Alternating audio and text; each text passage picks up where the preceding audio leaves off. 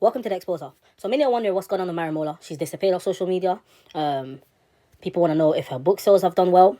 We predicted what would happen when her books came out, and we said her releasing a book was an idea which she felt was a way of showing people that she was doing well. Now, she's released a video where she talks about the issues since her books have been released and why she isn't doing anything about it in terms of promoting. We predicted that her sales will come from SPAC members buying multiple books, which she will end up confirming, but we will play the video and break it down while she's talking. I was given a week. My dad said, look, you got a week and I want you to just go for it this week. Just give it everything you've got, push it, promote it, do whatever you want to do. And I was very grateful. You know, I was supported a lot financially. I was pushed a lot. I was endorsed a lot. I was given billboards in Trafalgar Square. Like my book orders were unbelievable. Like, I mean, honestly, I don't think any self-published author, any British self-published author has seen the kind of numbers that I saw in the first week of sales. I mean, I saw people buying the book in 10s, in 15s, in 20s, and I presume they're just obviously handing them out to people. You know, I'm talking crazy numbers. If you think about it, you know, if 20 or 30 people buy 20 of your books on day one, that's crazy. Talk less of the ones that are doing the individual ones. So I was really, really overwhelmed by the response. So there she's basically saying what we predicted in the past, where SPAC members will buy her books in 10s and 15s just to try to make her sales look reasonable, because no one else had any interest in buying that book. So we knew that SPAC pastors will be under pressure to buying these books. And we knew that was it. And she confirmed it with her own mouth here. And she mentioned how she was backed as well. They put on a billboard. All of these extra stuff. So this is how she began the video. All the extra stuff that happened for her when her books was released was done by SPAC members. And they were the only one involved with the purchase of her books. But let's continue. And the love, because your mind will tell you that it's going to go differently. Your mind's going to tell you that there's going to be this. And there is this whole expectation of who you should be. I remember it being, I think it was the Monday morning after my 1 week promotion. And I just decided that I'm going to stop. I'm going to stop everything. I'm going to stop and I'm going to slow down. And I'm not going to slow down on nobody else's terms except mine. And I didn't really understand what that meant. I just know that I didn't feel forced to slow down. I didn't feel... I wasn't necessarily told to slow down. I was advised that I should, you know, like go back to work and just do business and things like that. But naturally, from my inside, I just felt like I wanted to slow down. And this is what the new rules are about, guys, right? I just felt like I wanted to slow down, and I couldn't really give myself any reason. I couldn't sit here and tell you why. Because everything about the rules, the rules that we live in today, will tell you that when you're launching an album, you must go on tour for a year, exhaust yourself, go on drugs, sleep with this person, do that, do this, do that. You need to partner up with this agency and do... All of the rules are telling you to go down this direction. But this is the thing, right? And you know what? It is a live Periscope, and I know that a lot of you guys that watch me don't have the same belief systems that I do, but I'm going to speak this morning from my belief system.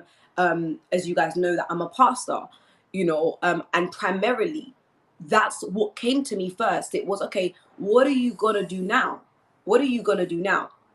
And I just thought, you know what? I'm going to be a pastor now. I'm going to be a pastor now. Maybe something I should have been doing more of before, but that's what I'm going to do. I'm going to stay at home and I'm going to pastor the people that I live with. Here we go, guys. Mariam has confirmed everything that we all knew already, which is why her book sales have flopped. She started by saying that after a week of selling her book, she decided that she no longer wanted to promote this book. And she mentioned how she wasn't told to stop, but she was advised.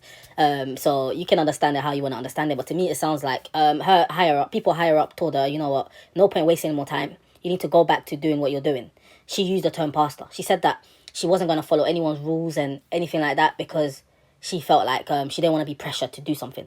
But we need to remind Mariam that nobody asked Mariam to put out a book. No one wanted to even know that Mariam had a book out, and her book has flopped. And this confirms that because her book flopped, she decided to go back into her cave because she's hiding.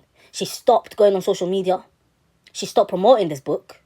And why would you do that after 1 week if you claim that your book was doing so well? And that's where the delusional part comes in it. And that's because people around her and herself believe that the hype around her documentary where she was exposed about scamming people would have helped her with her book, but it did the opposite. And it brought her back to reality. And the reality is nobody cares about Mariam, Mola, or her book. She even had a cheek to compare herself to celebrities, talking about artists, for example, when she's not an artist, because when an artist has an album out, he has to go and promote and do all these things. Again, I don't understand the comparison. The point is you've put out something to the public which you were hoping to profit from, and it hasn't worked out. It hasn't worked out. Promotion or no promotion. And the reality is you have been told to stop promoting this book and go back into your house and continue to exploit these young girls. And you could just imagine it was a shitstorm of a week. I mean, everything that could go wrong that week went wrong. Everybody was just rubbing everybody else up the wrong way. And it was just like, do I even live here? Like, I was looking at my house like, do I live here? Like, what's going on? Like, why is everything so hard today? Here she is exposing herself again and exposing her organisation. She mentioned in that week as well, her book came out, there was a lot of issues going on, especially in her household. She couldn't even believe what was happening. And she said that she needed to come and put things back in order. So, again, which makes no sense because she claims all the girls that live with her are working with CEOs of companies and all have top jobs. So I don't understand why Mariam not being around them for that week would turn everything to chaos. The reality is the book sales flopped. And now she's trying to find excuses. To her members, by the way, this video is probably to her organisation. She's almost letting the leaders know, listen, because I had to promote my book, I wasn't able to get as much seed as I normally get. This is what she's probably thinking and saying to them indirectly. And the more things became really intense, the more I realized that this is what I was born to do. I was born to take care of people. And although the rules right now are saying to me to do the completely different thing, it should be to promote. And I mean, you could just imagine, I've got the most incredible marketing team, I think, in the world. I think if you could flip a story like mine, you're pretty good, right? I've got a really good marketing team. So you could just imagine, I've got content to upload for days. I've got savvy videos. I've got nice clothes. I've got high-res, photos and graphics and branding. I've got good people to help me. But I didn't feel like I wanted to do that. I still don't feel like, I didn't feel like I wanted to upload a really incredible video and show the world how fantastic my life is and how much I'm really coping and things like that.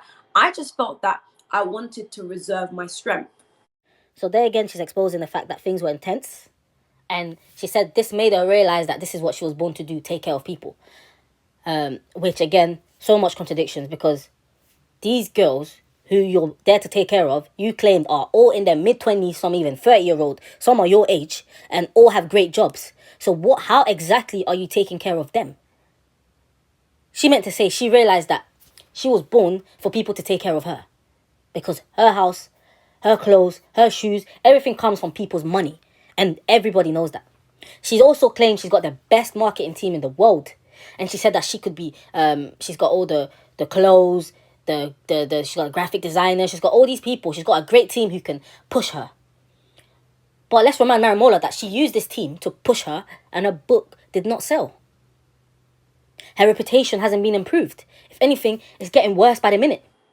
And it made me think about the year 2020 and what that looked like for me, and the kind of difficult situations I was in this year.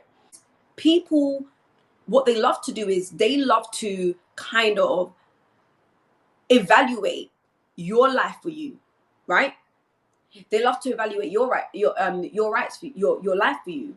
So by that I mean they want to tell you what's right, what you ought to be doing, or how you ought to be feeling, and how this is supposed to happen for you, and how that is supposed to happen for you. And those are the rules of today.